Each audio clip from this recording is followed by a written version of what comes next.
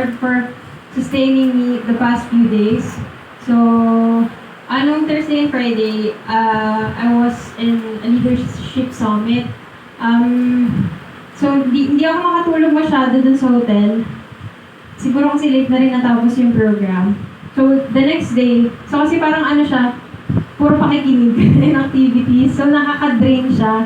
So, kung maghapon kang nakikinig, draining po siya. Mag-iisip ka pa kasi may mga parang recitation. So, no Friday, pauwi na ako. Supposedly, I was going to ride the shuttle. Pero yung shuttle, sa company pa pupunta. So, pag from Pico de Oro, para sa area pa ako. Eh, ayaw po nila pumayag na i-drop off kami like somewhere along the way. As in, point to point lang dapat. Sabi ko, Lord, paano yun? Eh, 6 o'clock yung alis ng shuttle. So, pagdating ko Rosario, 8 p.m., gabiyahe pa ako pa inlang. So, additional 2 hours kasi, ano yun, cutting trip. Sabi ko, Lord, ikaw na yung bahala sa akin, nalalambot na ako. Tapos, alam niyo po, sobrang bilis nung sagot ni Lord kasi after I confirmed dun sa committee na hindi ba talaga pwede magpa-drop off kasi papadrop off na lang ako sa Tanza para dun na yung jeep. Sabi, hindi talaga. Tapos, meron kaming mga meron ko na-meet na mga tao doon. So, sinabi niya, Ariel, baka pwede kang mag-carpool na lang sa amin. Padas mo kami, bababahan namin sa 13. So, parang, as in, wala pa siyang 5 minutes, nasagot na agad yung prayer ko na, Lord, ikaw na yung talagang bahala sa akin. Hindi ko alam kung paano ako makakauwi ng mabilis. Pero, wala na akong energy para mag-commute kasi ang dami kong dala. So may duffel bag ako, tapos yung laptop kong napakabigat, nasa backpack ko. So ayun po, nagpapasalamat po ako sa Lord kasi dun sa pagsagot niya sa prayer and alam niya kung kailan ka niya kailan mo siya kailangan, rather. And nandun lagi yung help niya. Laging perfect yung help niya. Then after that, thank you Lord po for that person na ginamit niya para i-drop off ako sa 13. Then, sobrang sakit na talaga ng ulo ko. Siguro, day 2 pa lang na umaga, nagiinom na ako ng gamot kasi feeling ko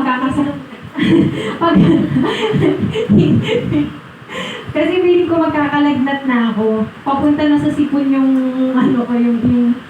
path ko nung time na yun. So, pag-uwi ko, as in, bagsak na ako, nilalambot na po talaga ako. Hindi na ako nag-dinner, humiga na lang ako. Sabi ko, Lord, kailangan ko yung healing mo kasi mag-worship lead ako the next day. Sabi ko, hindi pwedeng magkasakit ako kasi nag-commit na ako doon para sa'yo. Then, may event po kasi yung youth ng 22 Saturday. So, ayun po, natulog po ako, uminom akong gamot, tapos the next day, andun pa rin yung sobrang sipon na talaga ako, tapos sobrang sakit ng ulo ko, tapos nagpe-pray pa rin ako sa Lord, walang imposible sa'yo. Kakayanin ko to dahil kasama kita. Makakakanta ako mamaya para sa'yo. Tapos, ayun po, I drink medicine, tapos I slept for a while again, kasi baka sa tulog lang siya, kasi I haven't had enough sleep. So, ayun, pagising ko, sobrang nagpapasalamat po ako sa Lord kasi parang na-regain yung energy na nawala sa akin. And parang sobrang instant kasi normally kapag ganun, medyo matagal ka, kailangan mo talaga makompleto pa yung sleep mo before you can act how you can on a normal day. So ayun, sobrang salamat po sa Lord dun sa pagkilos niya. During the hard times, hard na yun sa akin.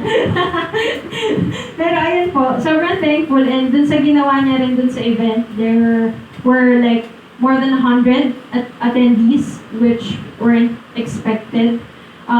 Pero ayun, sobrang thankful po talaga sa Lord. Kaya yung when I said gratitude earlier, it's like overflowing in me. So ayun po, all glory, honor, adoration belongs to God alone.